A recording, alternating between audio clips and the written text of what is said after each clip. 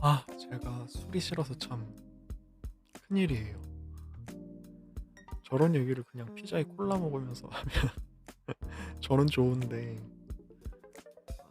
저는 물만 먹고도 진짜 술 마신 듯 놀 수 있고 제 삶에서 술이 별로 필요하지가 않거든요.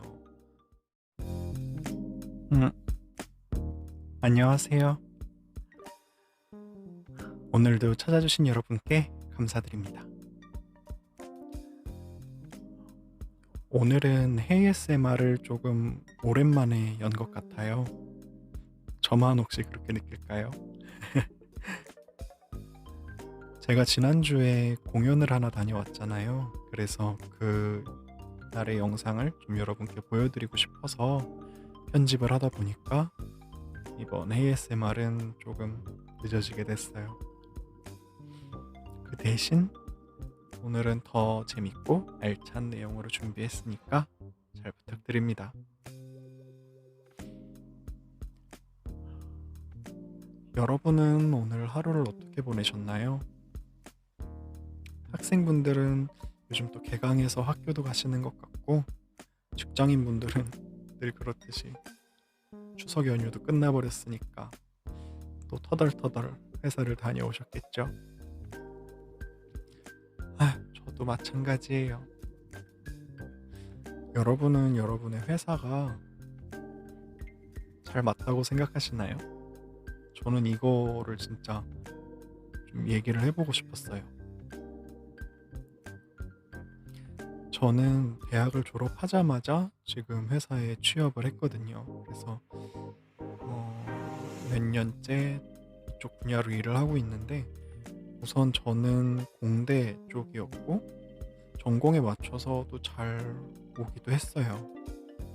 제가 환경 관련된 분야를 전공을 했고, 또 관련 자격증도 하나 따고, 학과에서 알려주지 않던 프로그램 하나도 공부를 따로 해서 자격증을 취득을 했거든요. 그래서 관련 업종으로 오게 됐는데, 일단 굉장히 집 근처라 그거 하나는 아주 좋아요. 그런데 제가 처음 입사할 때 눈을 높이지 말자. 어디든 빨리 취업을 해서 경력을 쌓으면서 대학원도 다니고 더 배우면서 이직을 하기 위한 스펙을 쌓자, 이런 생각으로 중소기업을 들어왔거든요. 근데 여러분도 중소기업 관련된 그런 썰들 좀 많이 들어보셨잖아요. 그런 것들이 어느 정도 맞는 것 같아요. 개인적으로는 좀 쉽지 않더라고요. MBTI 성향을 좀 빗대서 말씀드리면, 저는 INFJ거든요. 그래서 저는 되게 신념이 확고한 편이라고 생각을 해요. 나쁘게 말하면 고집이 세다, 똥꼬집이다, 이렇게까지 말씀을 드릴 수 있을 것 같은데, 그러다 보니까 저는 제가 옳지 않다라고 생각되는 일에 굉장히 좀 부정적으로 맞서 싸우려고 하는 것 같은 느낌이에요. 남들이 볼 때는 조금 싸움닭처럼 느껴질 정도로. 그래서 제가 옳다고 생각하지 않는 일은 좀 하지 않는 편이거든요. 그게 또 사회생활에서는 꽤나 단점인데, 표정에서 잘 드러나는 것 같아요. 표정에서 좀 이거 아닌데? 하기 싫은데? 왜 저러지? 이런 표정들이 잘 숨겨지지 않더라고요. 그런데 중소기업에 다니다 보니까 조금 높은 직급의 연세가 있으신 분들은 요즘 것들은 말이야 이러면서 막 말씀을 하시잖아요. 근데 저도 요즘 것들이거든요. 중소기업의 어떤 고질적인 병이라고 할까요? 그 정시 출근은 안 되고 더 일찍 와야 되는데 정시 퇴근은 쉽지 않고, 막 회식 문화, 술을 강요하는 이런 문화도 있고, 막 그런 것들 들어보셨잖아요. 뭐 누구 퇴근하기 전에 퇴근하는 거 눈치 보이고, 그런 것들이 어느 정도 사실이더라고요. 많이 바뀌었다고 하는데도 이게 참 쉽지 않더라고요. 그래서 오늘은 회사에서 오늘 마주쳤던 분들 중에 여러분과 저와 잘 맞지 않는 분이 누구신지, 불편한 분이 누구신지, 그리고 이유가 뭘지에 대해서 좀 한번 생각을 해봤으면 좋겠어요. 우선 저 같은 경우에는 회사에서 바로 제 옆자리시거든요. 이분이 직급도 꽤 높으시고, 어, 아마 결혼을 빨리 해서 출산을 좀 일찍 하셨으면 저만한 아들이 있을 법한 나이의 분이세요. 나이 차이가 좀 나죠.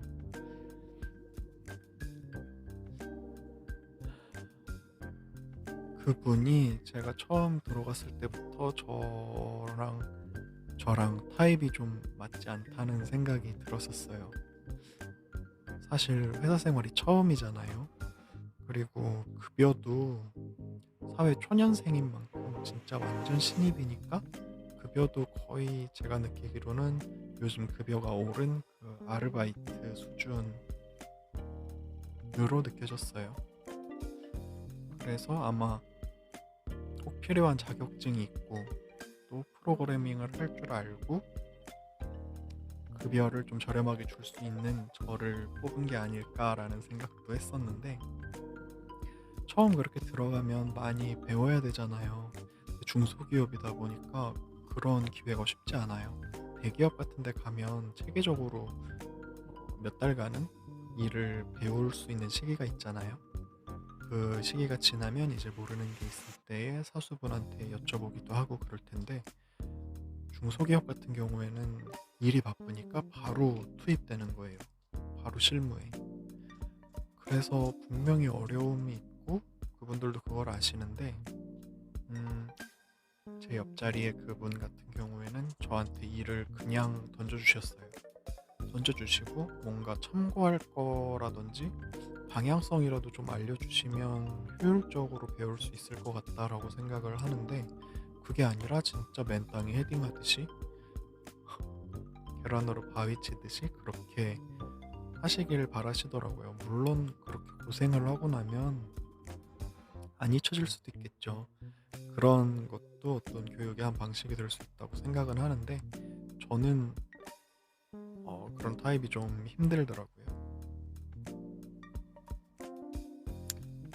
그리고 또 조금 아까도 말씀드렸지만 저도 고집이 있는 편이고, 제가 생각하고 있는 방향성이 있고, 제가 하고 싶은 어떤 방식으로 일을 하는 걸 좋아하기 때문에 좀 전형적으로 이렇게 만들어진 길을 그대로 간다기보다 저는 제가 좀 창의적으로 머리를 써서 어떤 일을 해결하기를 바라는데, 그럴 기회를 안 주시더라고요.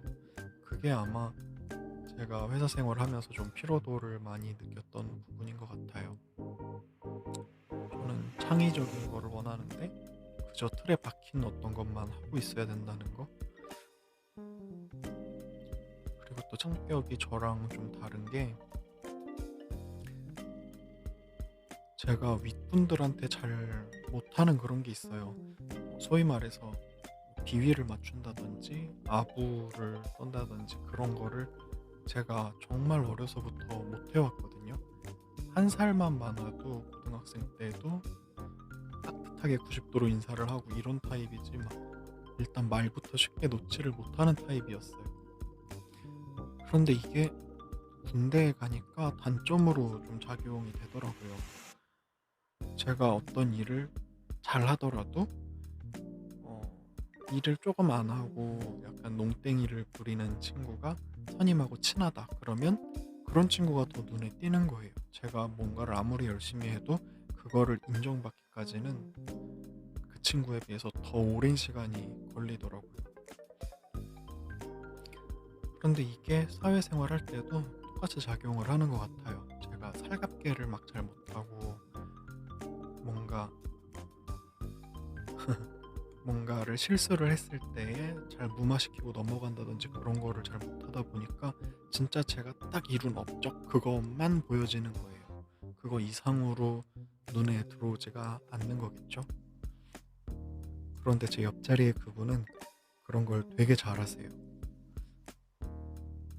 물론 뭐 성향 차이겠지만 저는 사실 저한테 그렇게 아부처럼 하시는 분도 되게 좀 안 좋아하는 편이고, 또 제가 그렇게 하는 것도 별로 안 좋아하다 보니까 제 옆자리의 분이 다른 분들한테 그렇게 하시는 것도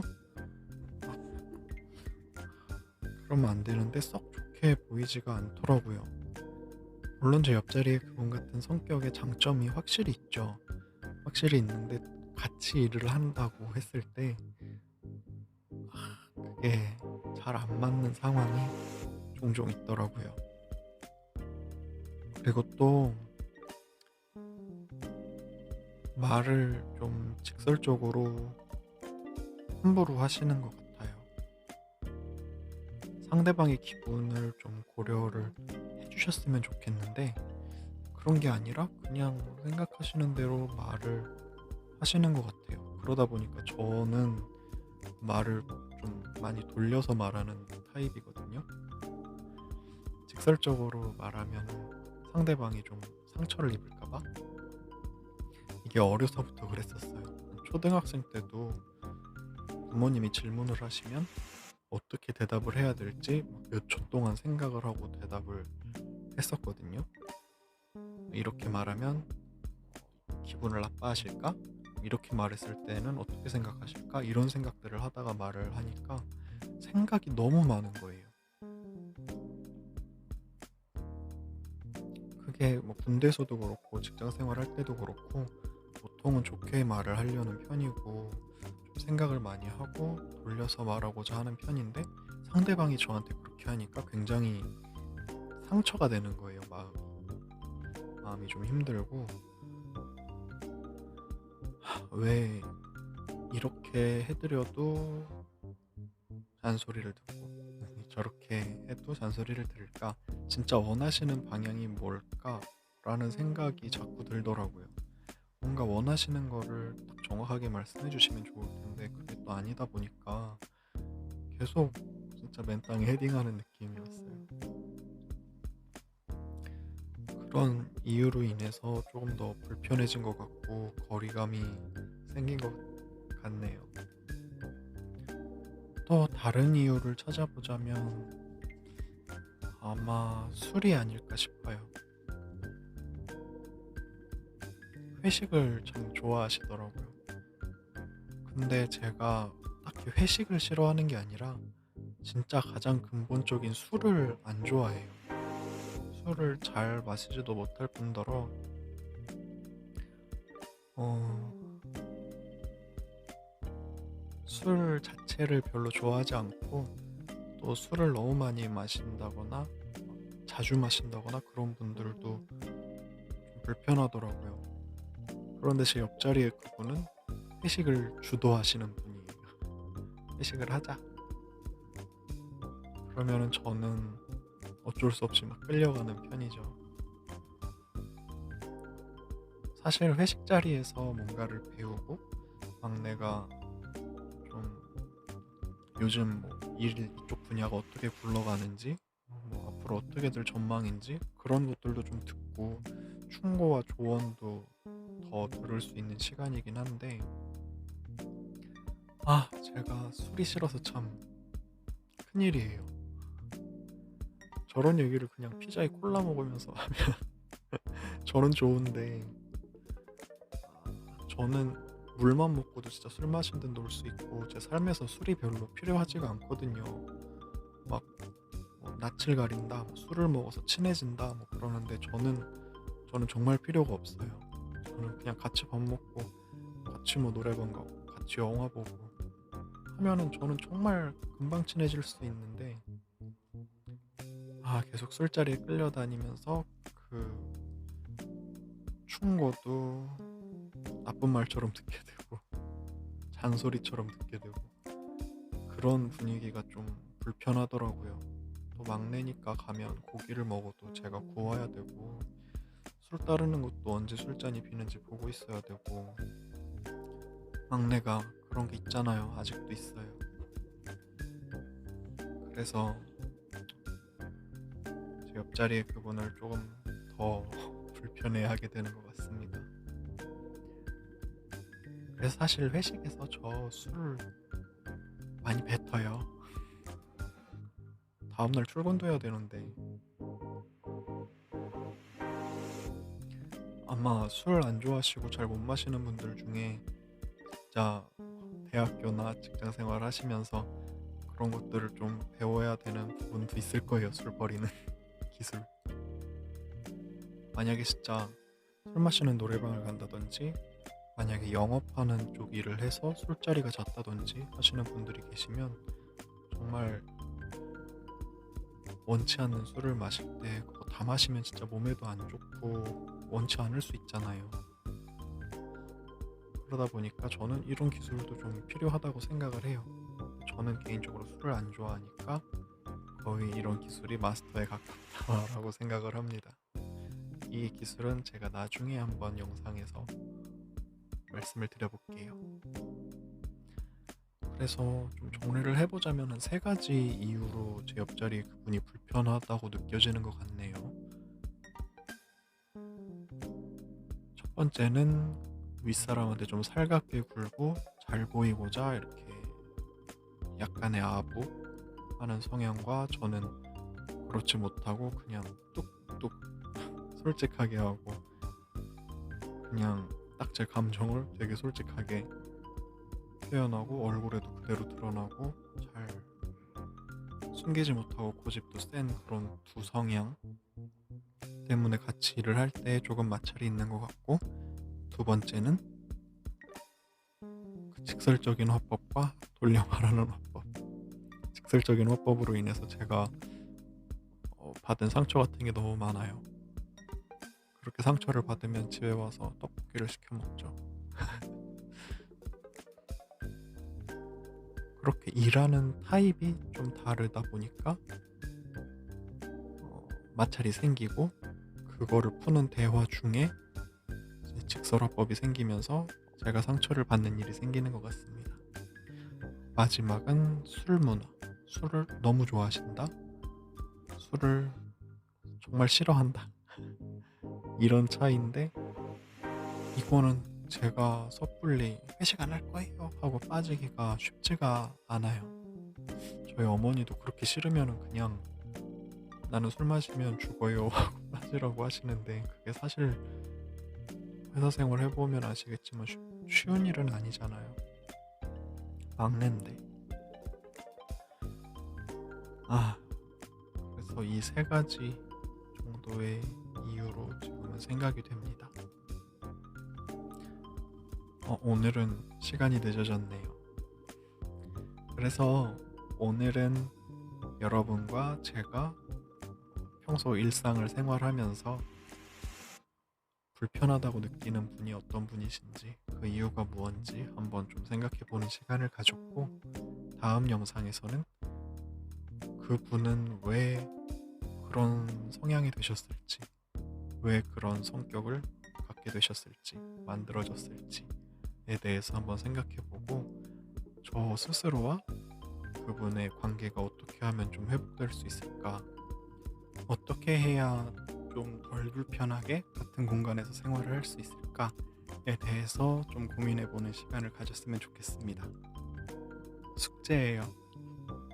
다음 시간까지 여러분도 여러분이 불편하다고 느끼시는 분과 어떻게 하면 잘 지내실 수 있을지 한번 생각해 와 보셨으면 좋겠어요. 그러면 오늘 키만큼 잡화점은 여기서 안녕. 다음 시간에 찾아뵙겠습니다. 오늘도 찾아주셔서 감사합니다. 편안한 밤 되세요. 잘 자요. 뿅.